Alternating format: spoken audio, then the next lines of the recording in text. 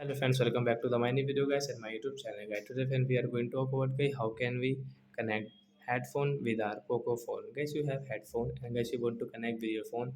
So guys, how can you connect today? I will show you in this video guys. So before starting video friend, first of all go and subscribe the channel guys. Click the bell icon and like the video guys.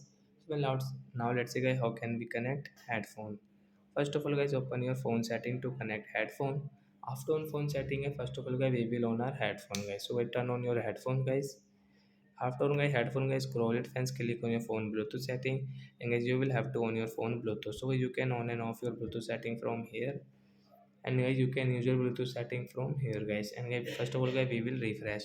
After refresh guys you can see your headphone name. So guys I have this BT company headphone. I will tap here guys this notification guys tap here, then guys you can see connected active. So guys now we can use guys our headphone while watching movie, listening song, playing games and cartoons. We can use it. So like that guys we can connect headphone. So that's it guys, thanks for watching the video, bye guys.